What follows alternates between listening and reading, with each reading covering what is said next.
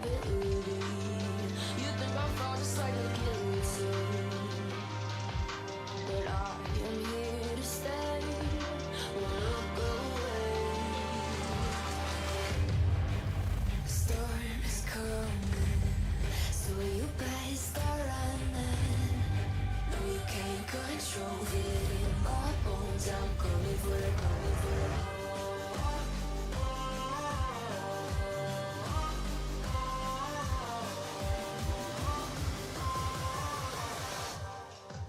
I'm coming for the throne.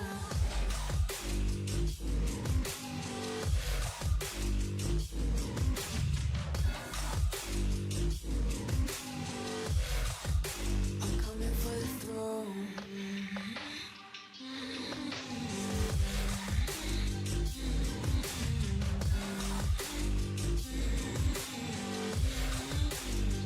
So you wanna be my enemy? You should've known I'd never kiss the rain. Ice runs in my veins, won't play it safe. I don't belong with your nobility. Who died and made you king of anything? You think that I'm insane? It's your mistake. Kingdoms rise and fall. I've come to take it all. I'll take it. I've come to take it. Kingdoms rise and fall. I've come to take it all. I'll take it all.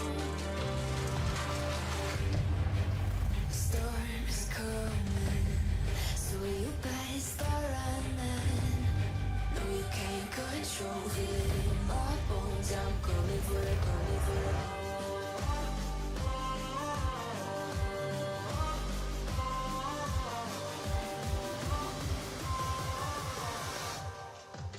I'm coming for the throne.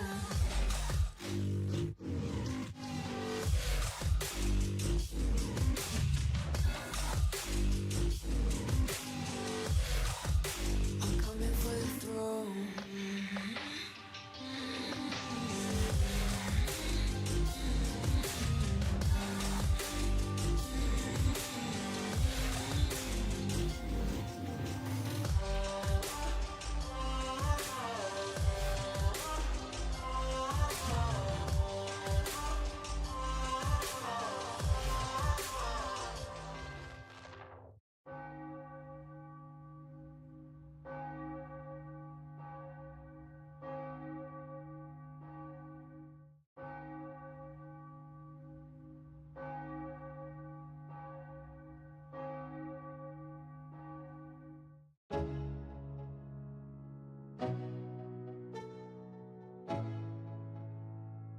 Let's go. Yo, I'm like an addict, do I gotta have it. I ain't even playing, got a really bad habit. If it moves, gotta grab it, fuse like a magnet. Lose, won't have it till I'm doomed in a casket. I ain't playing, got a weird mind. If you work 8 hours, I'ma work 9. If the shit tastes sour, you should taste mine.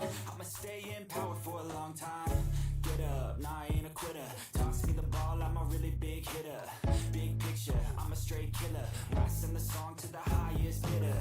Got juice, got gas, I'ma move fast. New shoes, new tracks, like who's that? I'm new, come back, better than last. Yeah, it's a new me, never gonna look back. Never gonna look back. Cause damn, I was built to last. You move slow and I move fast, and that's facts. Only I can make a change. Slowly take a step today. I will never be the same, cause that's what it takes.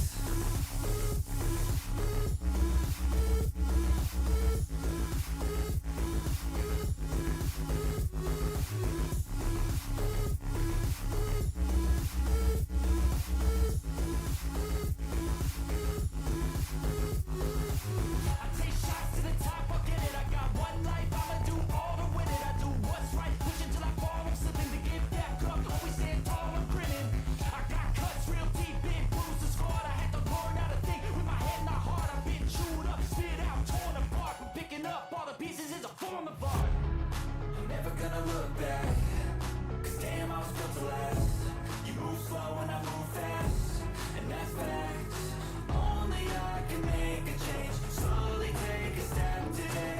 I will never be the same, 'cause that's what it takes.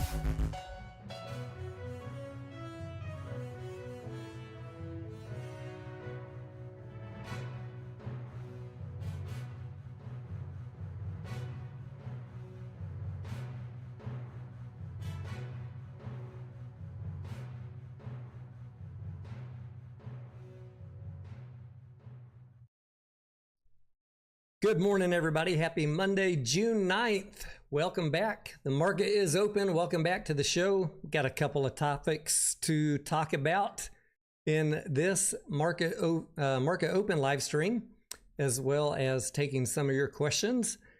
In the news, things that are going to be driving the markets this week. China and the U.S. trade officials to hold talks in London. That is of interest. If we have time, we're going to check into this Robinhood failing to get the nod to join the S&P 500.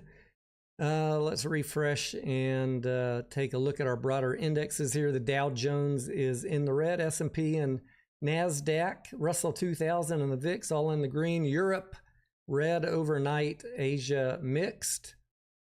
U.S. 10-year Treasury at 4.5%. Oil is down slightly this morning, and gold sitting at about 33.37. Silver 36.54. Bitcoin this morning up. I think I saw it as high as 108,000 earlier this morning. I've been up since 4 or 5 this morning, so quite a few hours going through filings and research, and I was trying to watch Richard's video on the Alpine update. I didn't quite make it through that before I got distracted on some other stuff, so I'll go back to that later this morning. I'd like to get caught up on his thoughts on FINGR versus Alpine, a case I've been following from the sidelines for a long time, because I think we'd all like to know, what's going to happen to Alpine. Alpine being one of those companies that was back in the day shorting GTII. No allegations of naked shorting by the government, but it was disclosed they had a concentrated short position. And in other words, a large percentage of their short portfolio was in one company, which put them at high risk, which is why FINRA said, hey, you need to up your deposit. And Alpine said, no, we're exiting that short position. We don't need to put that deposit up, and we'll sue you if you try and make us pay it. And FINRA said, we'll kick you out. And they've been battling it out in court now for a while. So I want to catch up with Richard's opinion on that. A lot of talking points about GTII and Alpine have been misconstrued. People hear the words concentrated short position, and in their minds, they hear naked shorts. That has never been alleged. Understand words and what they mean. And, I'm not saying Alpine's a good player. I don't think they are. But it is very interesting to see this battle between FINRA, its regulating authority, and as a self-regulating entity, versus one of its members that's pushing back, saying, you can't kick us out.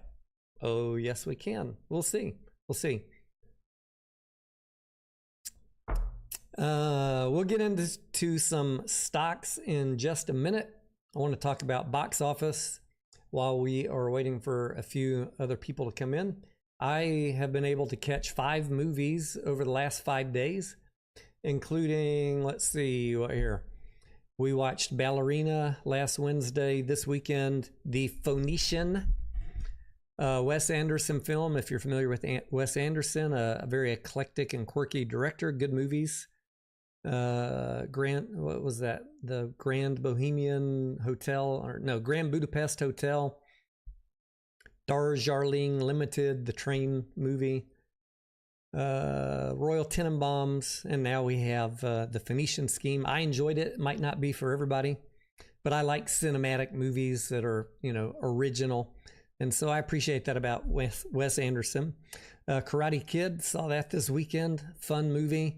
You know the basic formula of Karate Kid. I liked that they took that basic formula but applied a completely fresh new story on top of it with some unexpected directions and a lot of familiar elements as well. All new cast with a special appearance by Ralph Macchio towards the end of the movie, and the other gentleman, his nemesis in the original movie. They've been together on the TV show. He had a appearance at the very end of the movie, the other gentleman. Sorry, I forget his name. We saw, that's 3 movies. We saw, maybe I saw 4 in the last 5 days. I'm counting How to Train Your Dragon. We have that reserved on Wednesday of this week. And last night we saw Bring Her Back, which is an A24 flick, a horror film. I would call it an occult, gory, disturbing, psychotic snuff film. Someone asked me, how does it rate to The Hostel, which I think was a 2005 movie, which depicted some sadistic torture of a couple of American tourists that were told to go to this hostel, and it ended up being not a hotel that was safe. It was some satanic cult in there or something. This was not a sadistic movie, Bring Her Back. It was a little bit of a cult, just a little bit disturbing emotionally, because a lot of the violence had to do with kids. And man, I not particularly scary. It's not like there's a bunch of horror jump scares, but I think we both found ourselves squirming in our seat many times. Like, did that just fucking happen? What the hell? And then when the movie ended, the audience was kind of just like, I'm not exaggerating, they were kind of like looking at each other like, what the fuck? What the fuck did we just watch, man? People were like in shock. So, if that's not up your alley, don't go see this movie. If you like watching disturbing movies, go check out Bring Her Back. It was disturbing. It's not quite as gory as the Terrifier series, just disturbing because of the mental manipulation, the psychotic episodes, the violence involving children that you kind of get attached to in the movie. Ooh, man. Get your money's worth, I'll tell you that. This weekend, the box office came in at 112 million, we'll call it, with our top movie being Lilo and Stitch. Ballerina came in number 2. We did see Ballerina. I really enjoyed it. I'd say a 7 out of 10 fan of the John Wick series. I like Keanu Reeves. He had a special appearance in this movie. Someone asked me over the weekend, do you need to be familiar with any or all of the previous installments of John Wick to appreciate Ballerina? Keanu Reeves only has a token appearance at the end of the movie. He is in the movie. The main actress is the main character, a new character. Sorry, I forget what her name is. And I'm not going to go to IDB to remember it. However, most of the cast in the movie is returning core characters from all of the other series. The hotel desk clerk, the hotel manager, the Russian leader of the ballet, whatever their I don't know what you'd call their group, whatever the group is called. All of those core characters were in this film. So it is helpful to know some of those people and their motivations to understand what's driving Ballerina. I would say at a minimum, if you haven't watched any of the movies, at least watch John Wick 4 before you go see Ballerina. There is a little bit of tie-in just for a couple seconds at the beginning of Ballerina to the part of John Wick 4, and then obviously being familiar with the characters will help you as well. Mission Impossible, 15 million. Karate Kid kind of, falling off here, 8.7 million. Bloodline still holding up good, 6.5 million. Phoenician Scheme, new release this weekend, only 6.2 million. Bring Her Back, the one I was just talking about, the disturbing occult film, 3.5 million. And we still had a little bit of action from Sinners and Thunderbolts. I don't know what Dan to Dan Evil Eye is. I'm not familiar with that movie. And we are going to go see Dangerous Animals this week. Maybe tomorrow. That one did not get a big showing either, and that was a new movie. Only $1.5 million for the entire domestic market. So for box office, that brings us for the quarter to just over $2 billion. We got 3 weekends left. I had been estimating that we'd come in at 2.8 million for the quarter, plus or minus 100 million. I am lowering that number now to 2.6 billion. And there's still a chance we get higher than 2.6, absolutely. But we need these movies that are left in the remainder of this quarter to over-deliver beyond what people are expecting right now. And by those movies, I mean How to Train Your Dragon, which I'm really looking forward to. Materialists will be a small contributor. But we got How to Train Your Dragon, Elio, kind of a new entry to the adventure animation series from Disney Pixar. It might struggle since it's new, but it looks fun and cute. We will go see that one before the end of the month. We got 28 Years Later, which I think has a decade plus of fan base built up. But will it extend beyond that fan base is the question. I think I have this one at about a $50 million opening weekend and somewhere around 100 million for the entire run. So that's not coming out till the 20th. We'll get at least 50 or 70 million out of it in June, I think. And then, I'd love to see that one beat. Oh, Yola Ono says Dan to Dan is a manga cartoon. Okay, well, that's why I don't really follow that genre, Dan. But thank you. Thank you for clarifying and explaining why I don't know what it is. We got, what else? F1 movie, which I have been seeing advertisements for. I've been seeing other people saying they're seeing advertisements for it. Apple's already advertising for it on the Apple channel. If you have Apple TV. That one, it's hard to say. A racing movie. Racing has a big following. Will they come out to the movies? I don't know. My favorite racing movie, obviously, is Talladega Nights. Seen it. I've lost count of how many times. There were a couple of recent racing movies in the last year or two that had so-so success, but this one being heavily promoted, an Apple movie and in IMAX and with Brad Pitt, I am hoping it will exceed everybody's expectations and get really good word of mouth. We will see. And then Megan 2.0. I have that as about a $60 million movie, and we only have 3 days of it in June. So,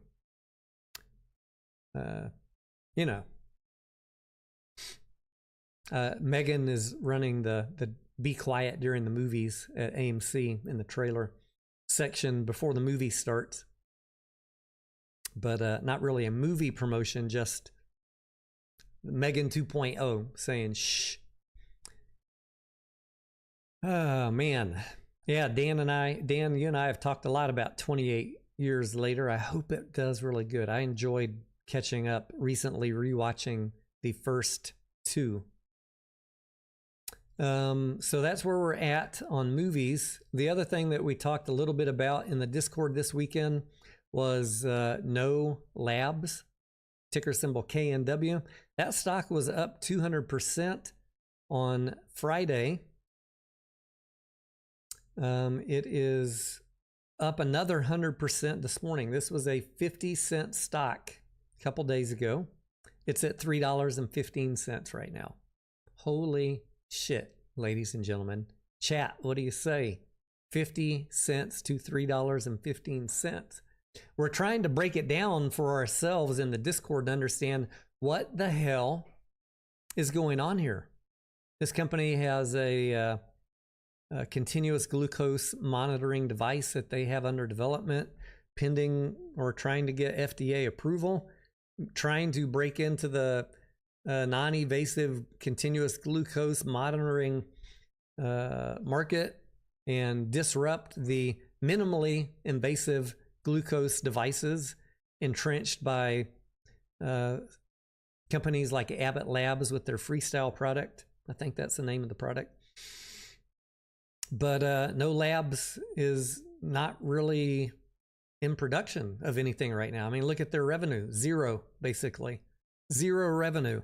Operating income negative. They've tripled the float in the last couple years.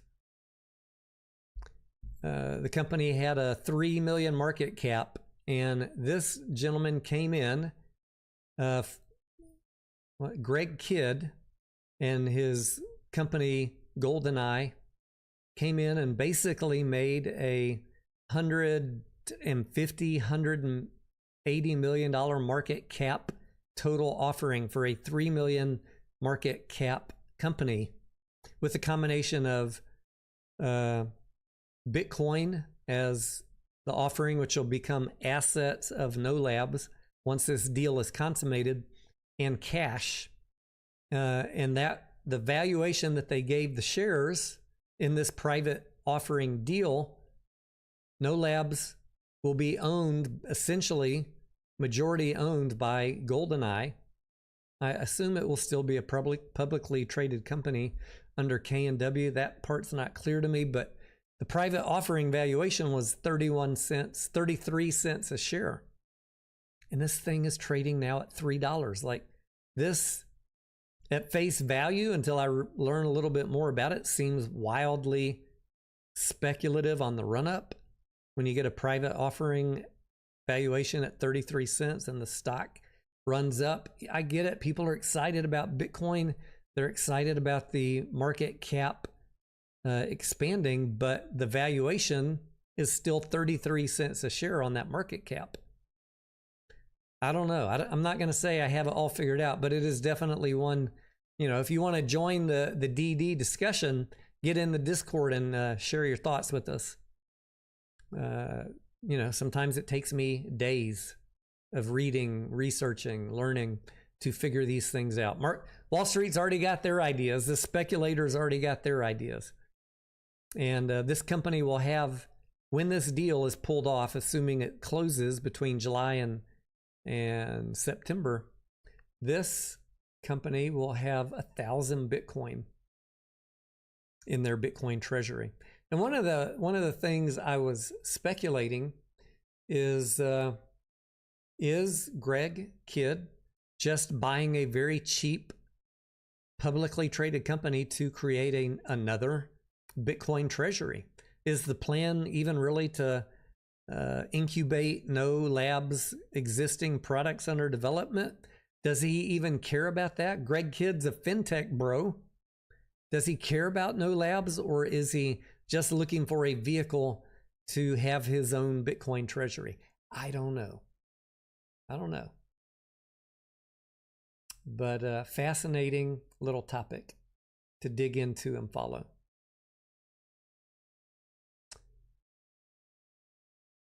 All right, Joe, good morning. Let's move on in the topics here. I'm going to talk about FINGR and GBux. We'll talk about GME and AMC maybe for a second before we wrap up. We already talked about box office. Let's see how Tesla is doing this morning before we... Tesla is... I'm going to call it flat. It's down about 0.5%. GME is in the green. Bitcoin at 1072. MSTR, top right, 378, up 1%. AMC is in the red, almost down 1%. FINGR down, but we'll call it flat. And GBux, I don't have any, looks flat. All right, let's go into the SEC filings. And I did read through these already this morning. GBux, I don't own any GBux. I don't have any thoughts about what you should do with your GBux. The reason I'm following it, it is one of these plays as retail traders that we love to follow because the promoters of this stock are promising people that upcoming, well now issued special dividend is going to scare the shorts. And the price is going to skyrocket from $1 to $1,000 a share on this penny stock, a company which has net income of what? $50,000 trailing 12 months.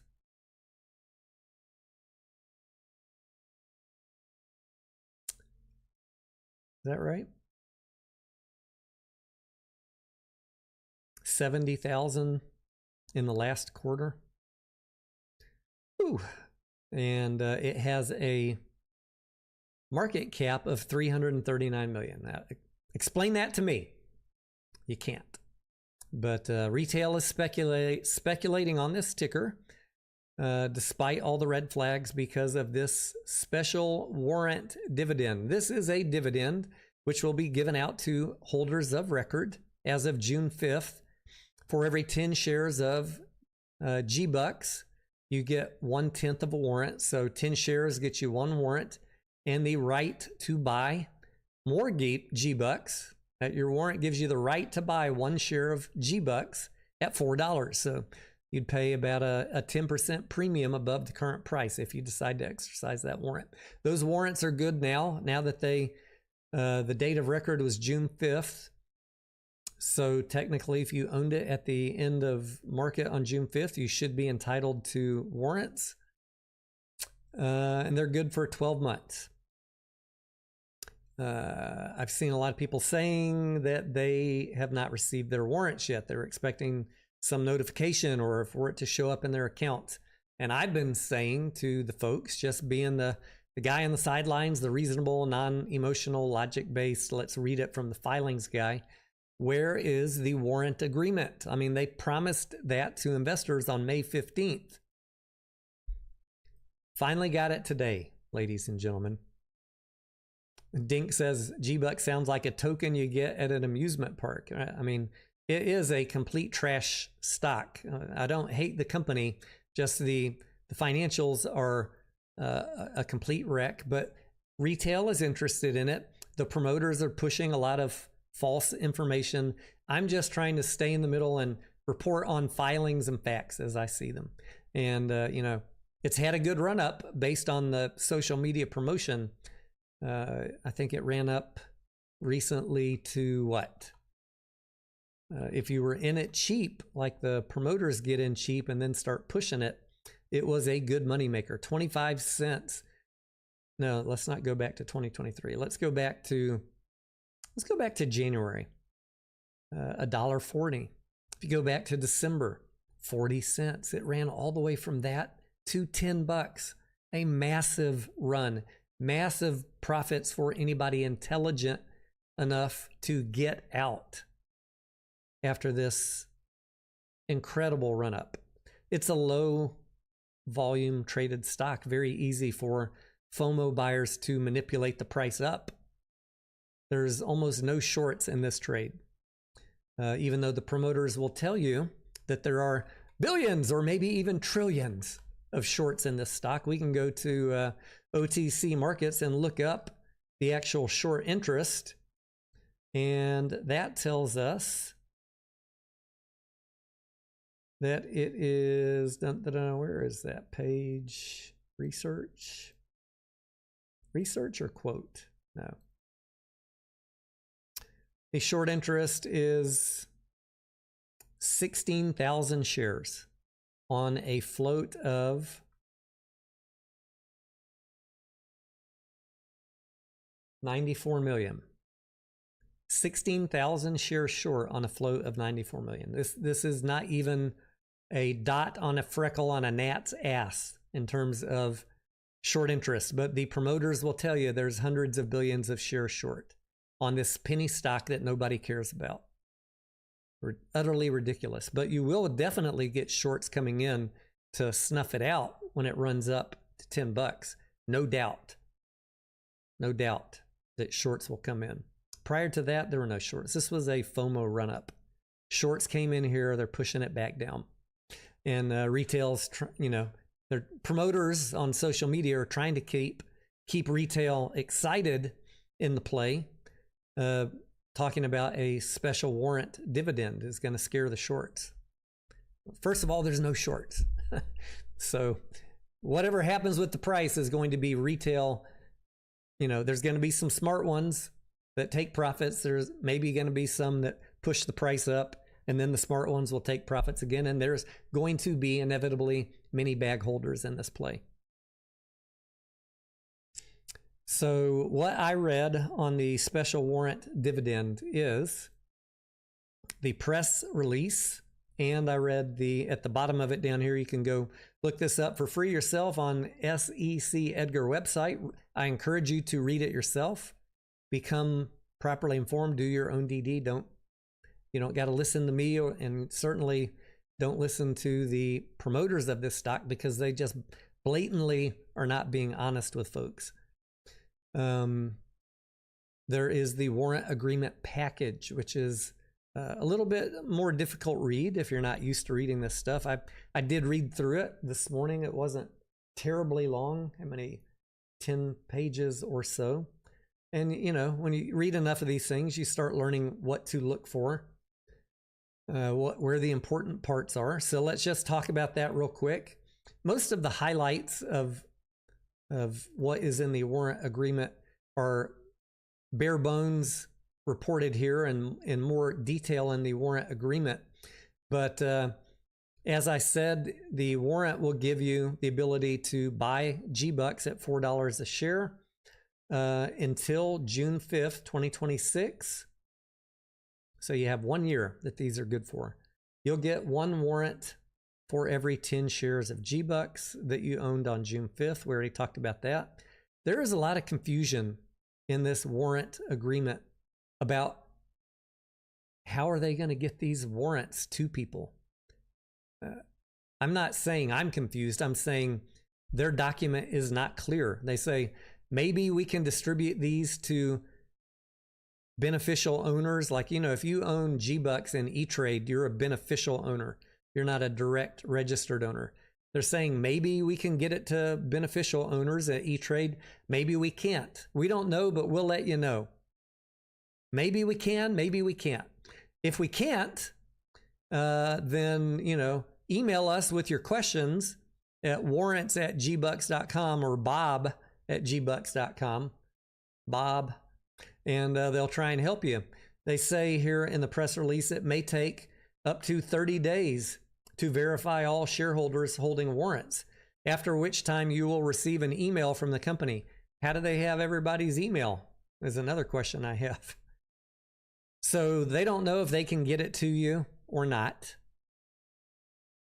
I hope they do. Please let me know down in the comments or DM me or message me on Twitter if you got your warrants. I'd like to know. We saw this same thing happen with GTII, where they promised a dividend and then they were locked up for 6 months and shareholders were pissed. I hope that is not the case here. The other thing they say in the final paragraph here and expand on more in the warrant agreement is that they don't know if these warrants have to be registered with the SEC or not. There's whole sections in this saying maybe they need to be, in which case we'll try to register them as quick as possible, and we will need to do that before you can even think about exercising your warrant if GBux were to run up and you wanted to lock in profits. Or maybe we don't need to register them. We don't really know, but we'll let you know, is what they say. So it says on or before June 5th, the company plans to file a registration statement, and it says the company will file a Form D with the SEC to cover the issuance and will evaluate for the duration of the special dividend package whether shareholders are accredited investors. Well, you're not. So if you're not accredited, you don't get an exemption from registration. And, you know, I'm not a securities attorney. I don't claim to be an expert in this. GBux is confused about it if you go read the warrant agreement. And so I don't know what to tell you. Maybe they need to be registered, maybe they don't. And they talk about it in section 3 here. It says if the company elects to file a registration statement relating to the warrant shares, then you can exercise them. It says that here in section A of 3.02. If the company elects to file a registration statement, that's when you can exercise your warrants. Then it goes on to say, or if in the opinion of the counsel for the company, the warrants are exempt and the shares are qualified for sale or exempt under the applicable securities laws, then you could also exercise them without registration. I mean, they don't even provide absolute clarity. So how can I have an opinion?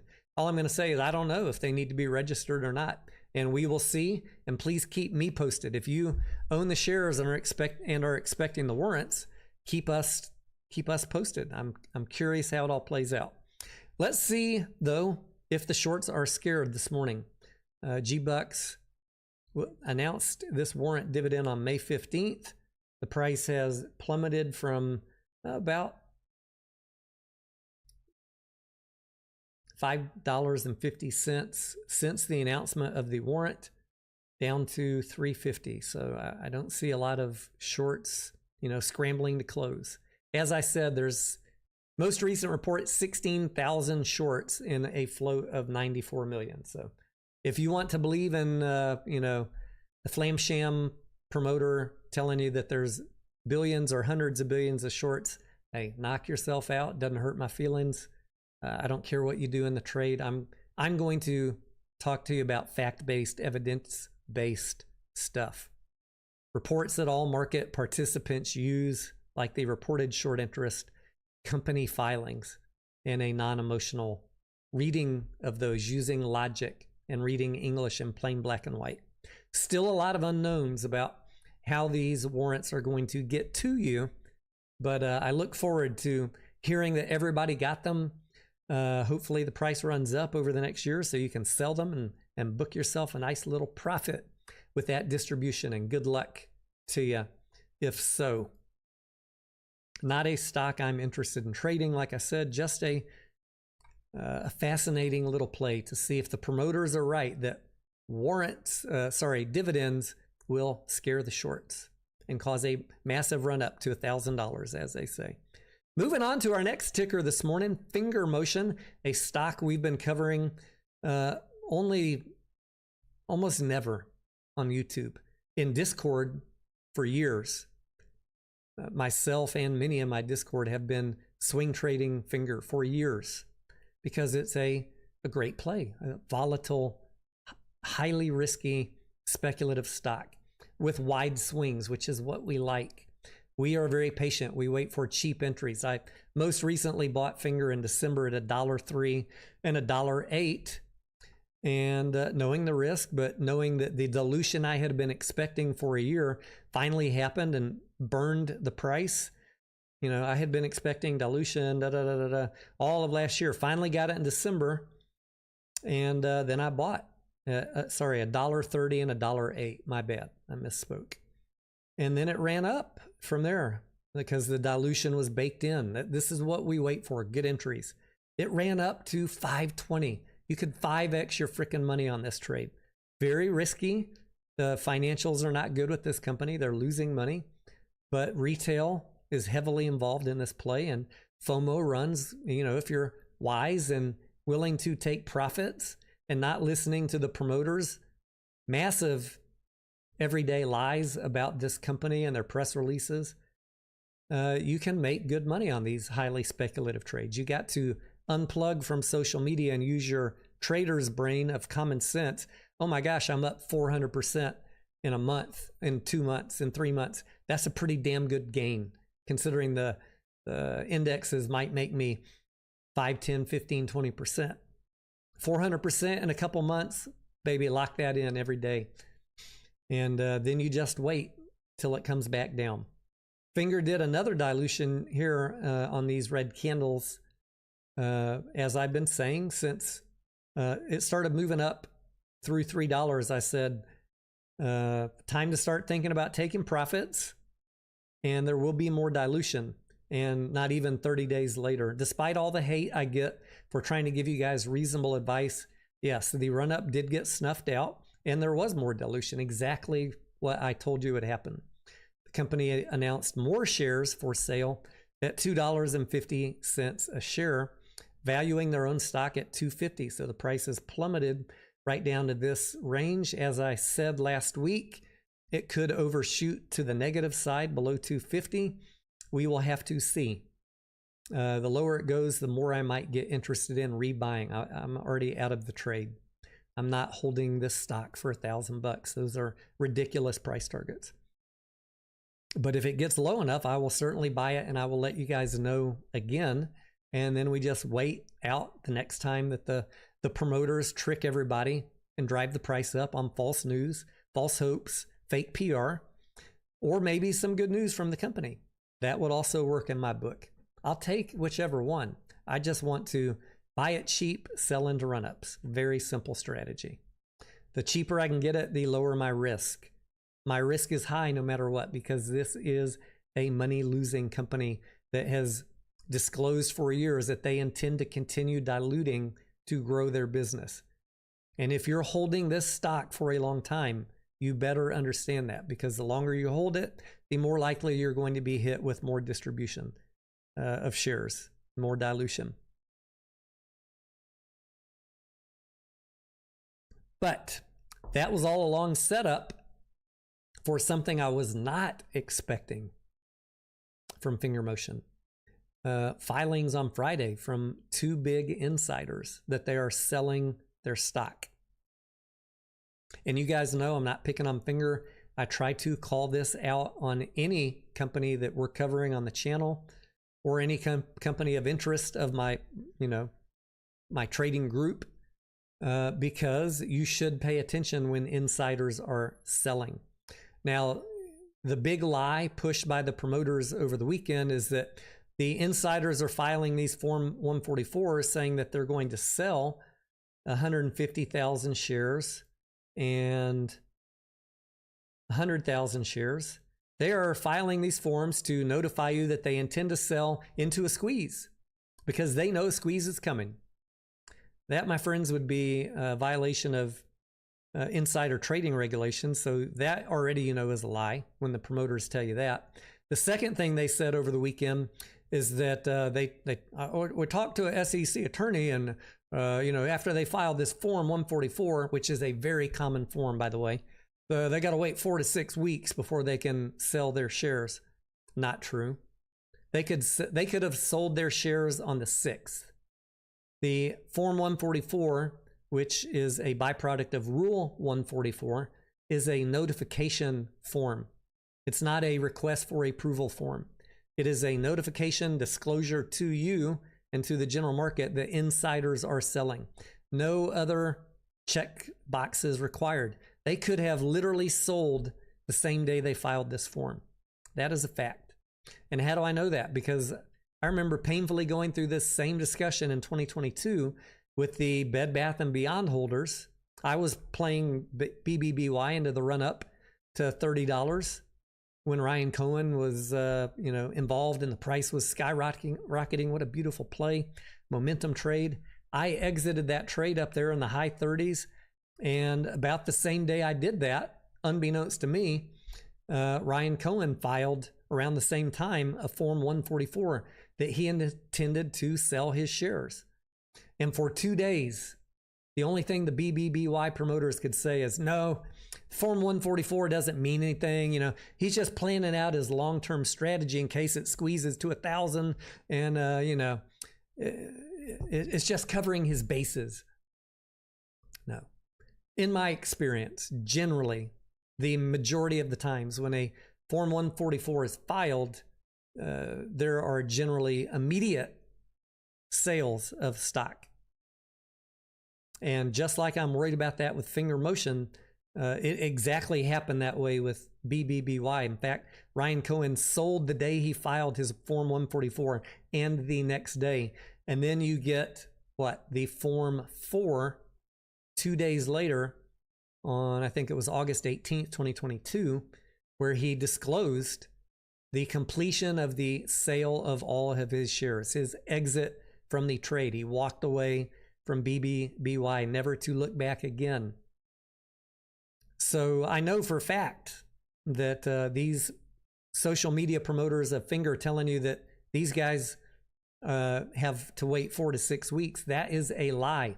And these guys claim they are decades, lifelong Wall Street participants, these promoters of Fingermotion. They know better. They know better. I'm just a dummy. Never worked on Wall Street. And I know this stuff. You can check it yourself. Put it in Chat GPT. Put it in Grok. Go read Rule 144. Go read Form 144. It is a notification requirement. These promoters have no qualms lying to your face over and over and over and over in this stock. They're not setting up these sales because they're anticipating a short squeeze, these insiders. That is horseshit. And they are not going to be constrained by a number of days or weeks. They could literally have already sold their shares. We will know when we see a Form 4 filing.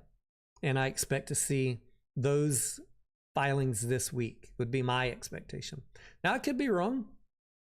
There's always an outside chance that they wait a couple days. I think on their filings, they said their intended sale date was on the 9th and the 12th. But, they're not locked down to that. The 12th here on this one, approximate date of sale. And the 9th, yeah. But that's when they're telling you that they're planning on selling, but they could have already sold on the 6th. So once they sell, they have 2 days to file a Form 4.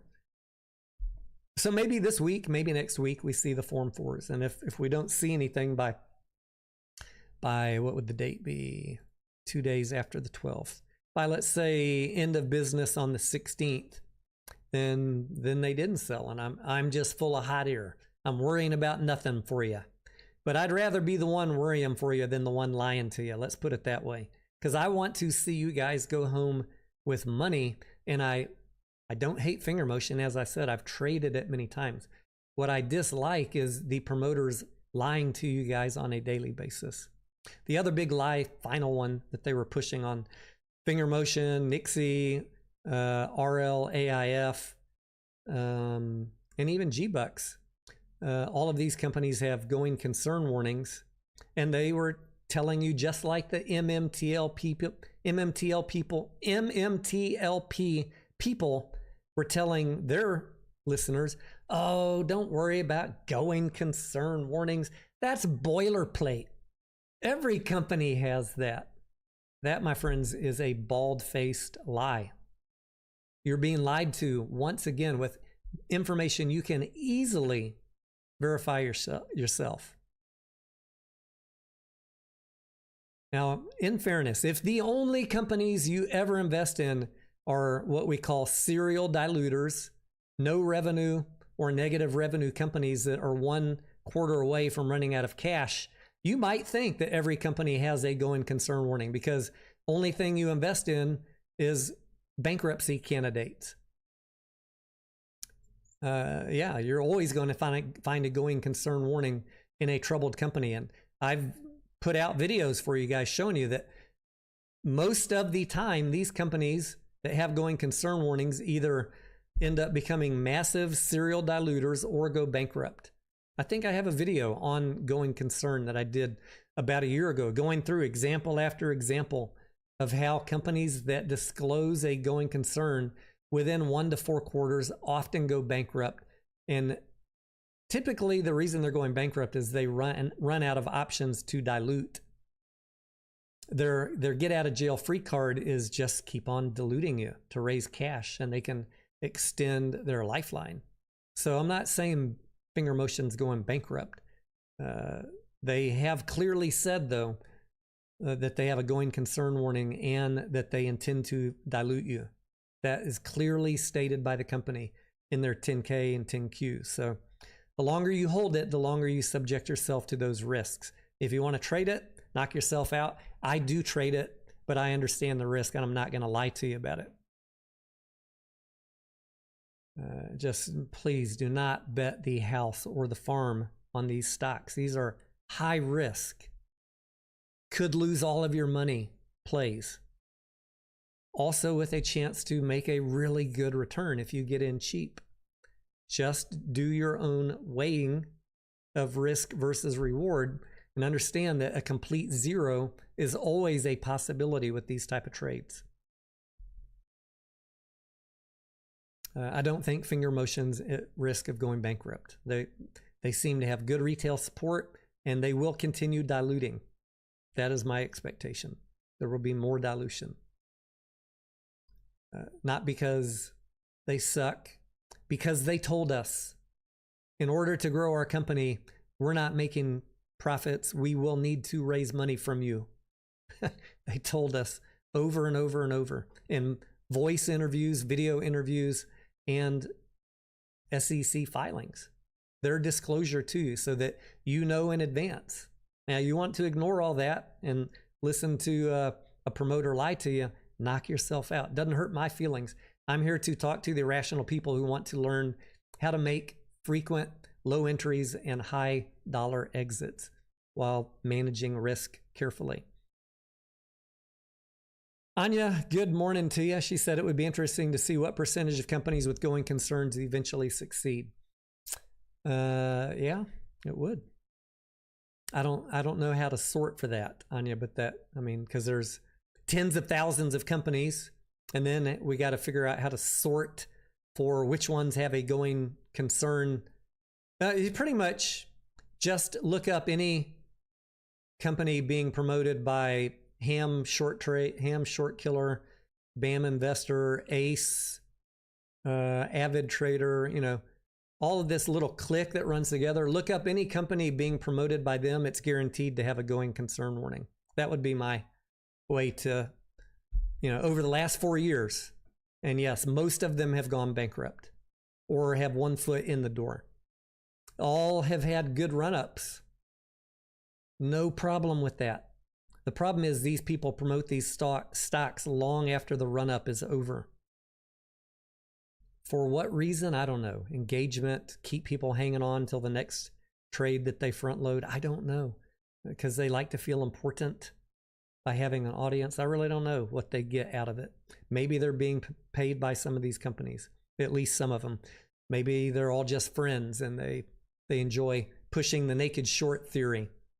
But all of these companies are troubled, and almost none of them have high reported short interest. In fact, let's see what the they literally will tell you that Fingermotion has hundreds of billions of naked shorts, and it's the one stock that's going to bring the downfall of the financial system as we know it. Have you ever heard that story before? Yes, you have. And every shit ticker out there, every ticker thinks it's going to be the one that brings down Wall Street.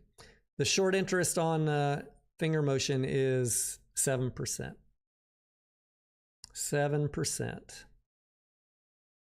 Not really that interesting. I would never call this a short squeeze candidate. My threshold minimum is it's got to be at least 20%.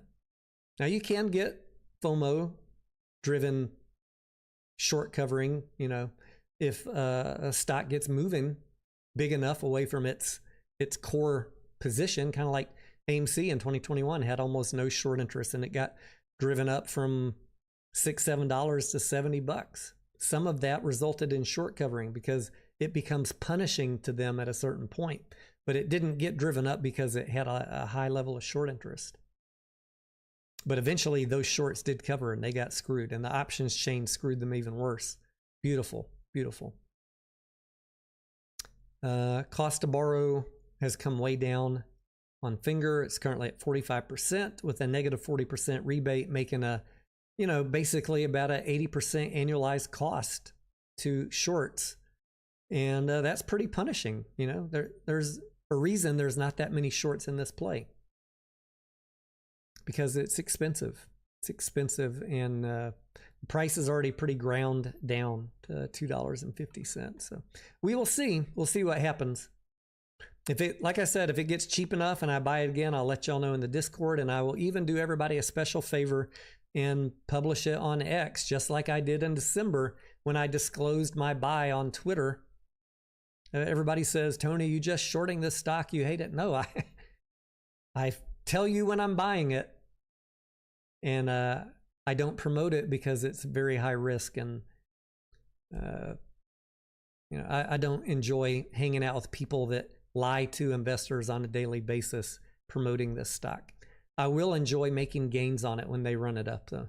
Just be smart, guys. Be smart, take your profits, wait for it to come back down. Rinse and repeat.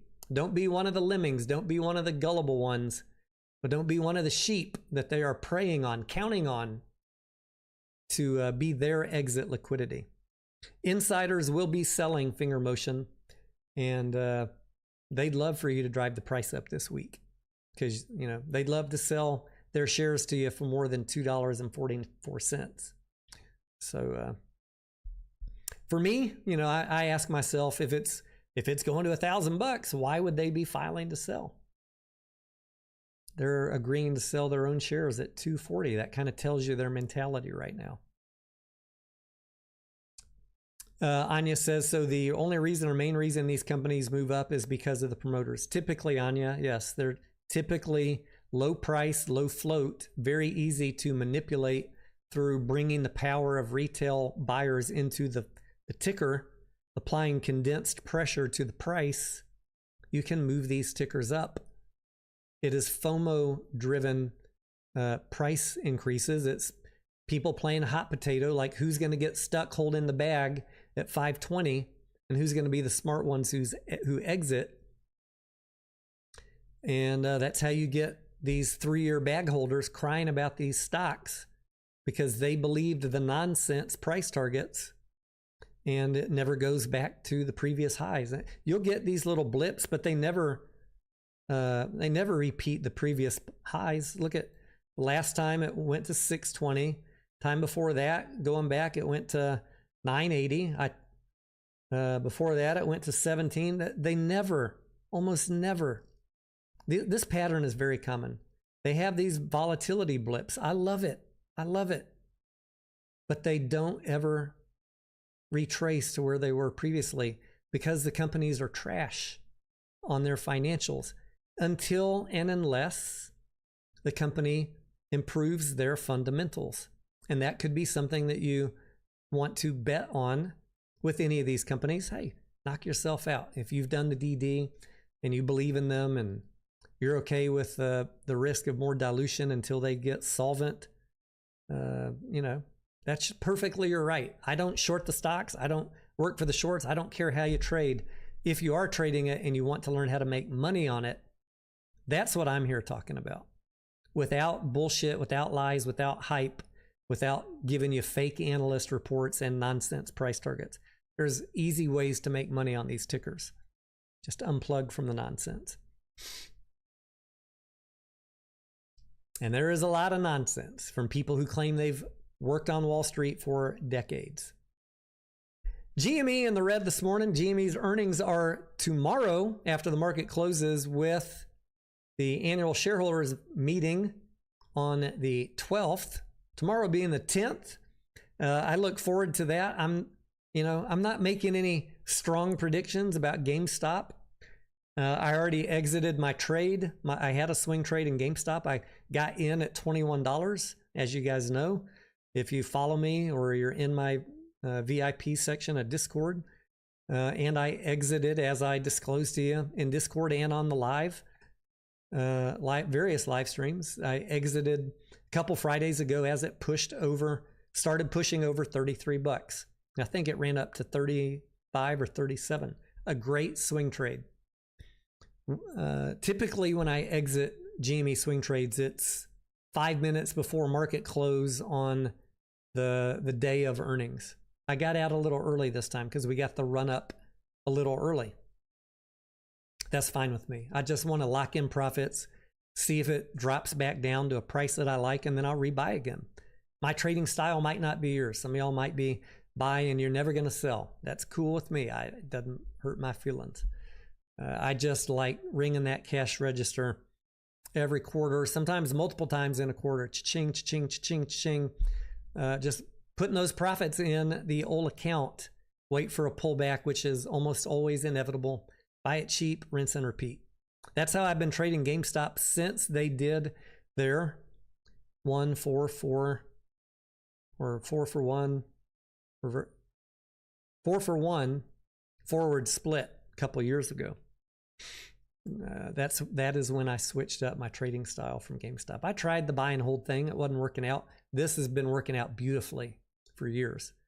I don't got to go live and show you portfolios that are, wildly in the green one day and wildly in the red next week. No, it's nothing but profitable trades. I think I've had maybe one that was break even on GameStop, where I got scared out of the trade before earnings. I didn't get the expected run up, and I didn't want to hold into earnings. What's going to happen tomorrow, though? Anybody's guess. This is a whole new ball game. We got a lot of unknowns that I can't give you probabilities on this stuff. I have my guesses of Q1 will probably be more likely than not a net loss for the operations of GameStop, but net positive on total net income because of the interest income that they're going to receive, which I expect should be in the neighborhood of 60 million plus or minus 6 million. 60 to 65 million of interest income. When you subtract out the loss from the core business, maybe you get a $30 or $40 million net positive for GameStop for Q1, which would be great. There are others that are thinking the company is going to be profitable for Q1 plus interest. I'm not going to say that's impossible. I would say that's a very improbable outcome, but beautiful for everybody if it happens. I'd love to see it. And then the other unknown we have coming up with Bitcoin tomorrow, with GameStop tomorrow, is the Bitcoin element. What price did they buy Bitcoin at? We expect we'll get that news tomorrow in the details of the 10Q. Did they buy it at 74, 78, 80, 85, 90, or did they buy it at 9,500, 105? We don't know. That will have a material impact to, I think, the results of tomorrow's price action when the results are released. And since I can't tell you, flip a coin. That's where I'm at. I know there are people, the GameStop YouTubers are very high confidence. I mean, they got no choice because their entire life savings is dependent on this one ticker. They got no choice but to exude confidence, even if it's false confidence. I'm going to tell you, realistically, nobody knows. I'd love to see the best possible outcome, but I think that outcome is very low probability, but it'd be beautiful and probably great for GameStop if they have positive Q1 earnings and bought Bitcoin cheap, you'd see some positive price appreciation tomorrow. If neither one of those things are true, anybody's guess what could happen. Flat, go down, I don't know. So I'm out of the trade until we find out.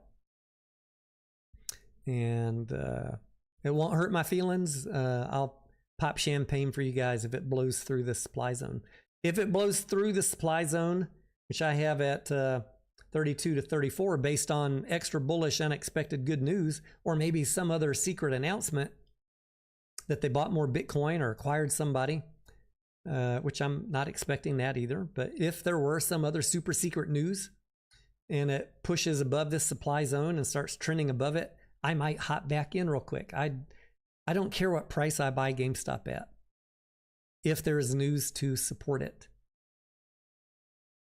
But to manage my risk, since the fair value of the stock is about $13 based on no real earnings and a book value of 13 to 14 bucks, the fair value of the stock's around $13 to $14. The speculative value of it right now is 29 based on expectations. And I'm okay buying it anywhere. I've bought it at many prices over the years. Just for in and out. Just get in cheap, sell when it moves up. If it pushes through to new highs outside the supply zone, that as a momentum trader, that might be of interest to me as long as I manage my risk, sizing my position. So anybody's guess if I'll get back in the trade on an upswing or a downswing. We'll find out in the next couple days. Bader says, would love to see GME run up before earnings. I'd love to, for all of y'all holding, I pray to God that it does. I'd love to see that for everybody. And I think really if that happens, the only ones that are going to be in trouble are the ones that sold $30 covered calls. But what does the call options look like right now? We got some people gambling on price run-ups by buying $30 calls. We got 12,547. But we also have people selling those covered calls because they're locking in a pretty decent premium, $1.37, $1.39 for 4 days. Well, I mean, you'll pretty much know the results by tomorrow if that was a good bet or not. You got people selling covered calls because they don't think it's going to go over $30. They could still be bullish. They want to hang on to their stock, but they also want to generate income. So you got people that are selling calls, and then you got the gamblers that are buying the calls. I say good luck to everybody. I can't tell you what's going to happen. Other than if it trades through this, I will probably be buying some more, and that's fine with me. If the momentum wants to crashes, I'll be looking to pick it up down here at 19 to 21. That's the zone where there is support right now. And if it crashes below that, I'm not expecting that. Not expecting that. You'd need to have some terrible news, and I'm not expecting that. But if it did, that would be a chance for me to really, load up even more. Depending on the news. Like, I don't think that if there were bad news, it's not going to be that GameStop's going bankrupt. What could bad news from GameStop be? Really, I mean, the only thing I could think of is that Ryan Cohen leaves the company. That would be bad news. I'm not expecting that. But like, if I try and analyze my risk, what's my downside risk on GameStop? Not much. Company's not going bankrupt. They got $6 billion in cash. Got a rabid retail investor base. So I felt safe buying here at 21 bucks, and that worked out really, really good on April 3rd. As I said, before we wrap up, I exited that trade, and I am waiting to see the results on Tuesday, just like you guys. And if you're in the trade, may the gods be with you, both old and new. Anya thinks they paid top dollar for Bitcoin. I would say, Anya, that is the higher probability guess. If I had to lay odds, I would bet with you, Anya. Although, as I disclosed on a video last week, there is an outside chance, and I think still a logical way that you could come to a belief that they bought it cheap. Lower probability, but possible in my book. And that I'm just being straight. You know, this is not me rumor mongering. I went through why I believe that in my video. I'm not going to tell you like the GameStop YouTube. Oh, they bought it 70,000 for sure. We're gonna have $500 million of net income just off of Bitcoin unrealized gain. I mean, the stories these guys are weaving, there's some tall tales right now. Let me tell you, folks, it's been hot and heavy this weekend. These GameStop promoters, they're bleeding into BBBY. You know the one or two GameStop YouTubers, they're almost becoming caricatures of BBBY promoters. They're very mortal enemies. They're becoming them out of desperation. I don't know. Out of zealotry for Ryan Cohen and the company they love. I don't know. I'm just a simple trader. I don't get into all that nonsense. I want to buy cheap and sell into run-ups, lock some gains, rinse and repeat. Pretty simple formula over here. And not have to lie to you to get it done. I'm just talking about my trades and how I'm thinking about plays, and occasionally your tickers if you throw them up on in the chat for me. AMC trading down this morning, June 26th. We went over box office in the very beginning of this video. I'm not going to repeat that other than saying it was a little bit lower than we'd like it to be. We got 3 weekends to go. Still, I think it will be a profitable quarter for AMC, although now it may only be marginally profitable, barely profitable, instead of the higher numbers that we were dreaming of, like maybe 100 million. I don't think that that's a high probability outcome anymore. I don't think it will be a loss, but we got 3 weeks, and anything can happen in 3 weeks. So my current thoughts, somewhere around 2.6 billion domestic box. I'd love to see more. I'm going to be crushing it going to movies and talking about them and promoting movies for the entire industry. I'm going to be doing my part over the next 3 weeks. I hope you do too.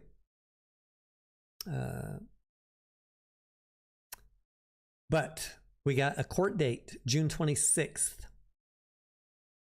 Bondholder lawsuit. Will there be a settlement between the bondholders and AMC that cost AMC money between now and the 26th? I'd say pretty high probability, yes. My guess, I already told the Discord this weekend, my guess is we will get a settlement before the court date. That's just a gut feeling. I don't know anything. We'll find out. And you can laugh at me if I'm wrong. If there is no settlement, that means one of the bondholders is dragging their heels, or AMC doesn't like the settlement terms being thrown on the negotiating table. But I think that it will be costly in some way for AMC.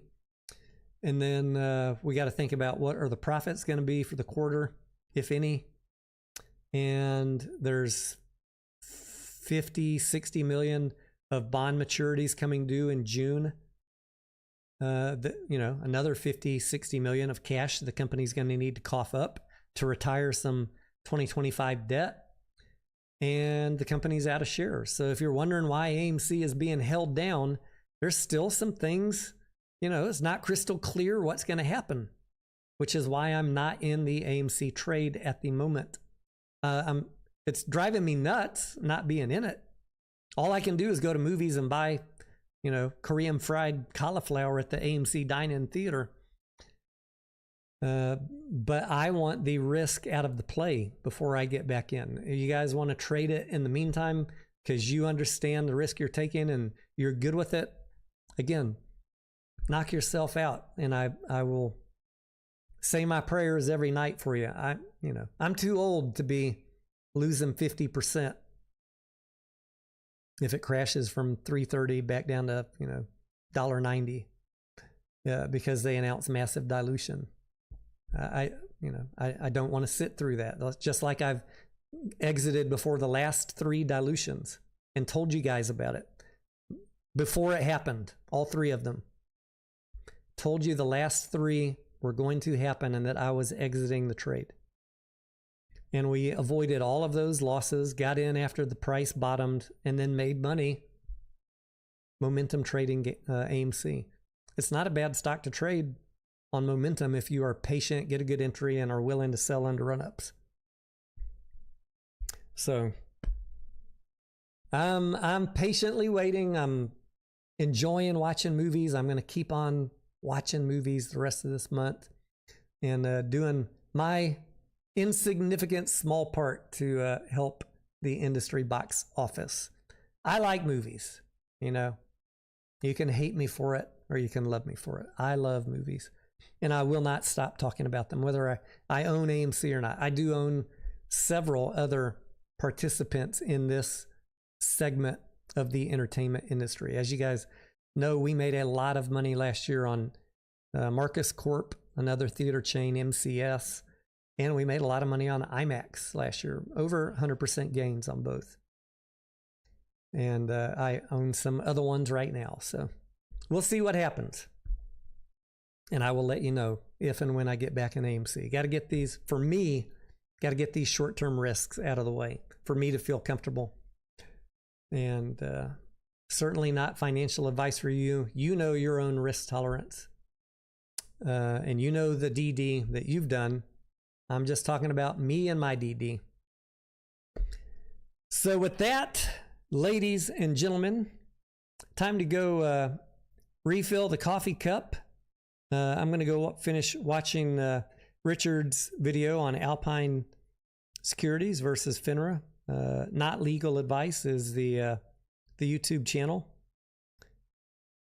Be very careful listening to these promoters lying to you about FINGR and GBux. And despite their lies, you know, maybe you get lucky on another FOMO run up. Don't get stuck holding the bag if you do, ladies and gentlemen. And when I buy FINGR, I will again, when it drops down and I buy again, I will let all of y'all know. I don't short stocks. Nobody pays me for any opinion, video, commentary, tweet, nothing. I've never been promised or compensated or paid anything by anybody at any time, unequivocally. Don't believe these guys. They don't like that I cover these stocks fact-based and non-emotionally, showing you ways to trade them profitably instead of becoming bag holder exit liquidity for them. They hate me for that. And they will lie to you and tell you I'm short, I work for the shorts. No, not true. And those of you that are in my Discord and talk to me every day, you know that. Thank you. I love you. I want to see you make good trades. And we will see ya on the next video. Up and to the right. Up and to the right. Up and to the right. Hello, millionaires. Short squeeze plays where fortunes flip. GameStop's journey, an epic trip. From humble roots to the moon we fly. A company's dream will amplify. Ready warriors, keyboards in hand. With their eyes on the prize, they took a stand. No one's selling, we're here to fight. How does it go? Up and to the right. Up and to the right, we're in for the ride. It's us on the rise, it can't be denied. Up and to the right, through the day and night. Together we'll soar, molasses in sight.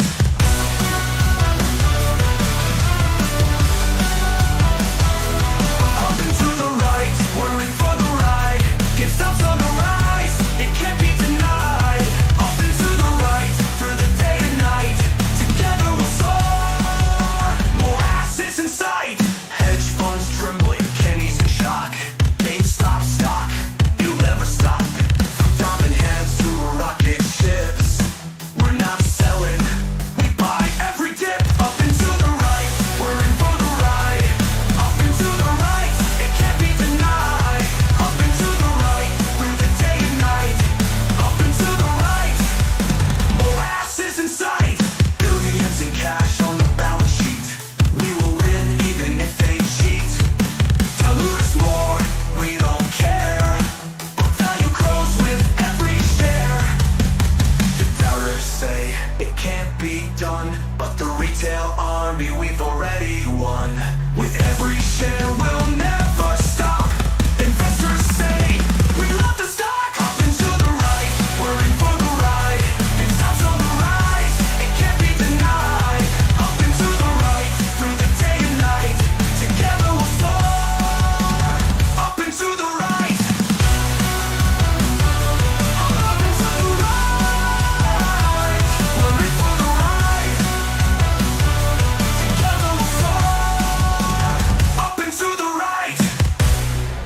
Surprise!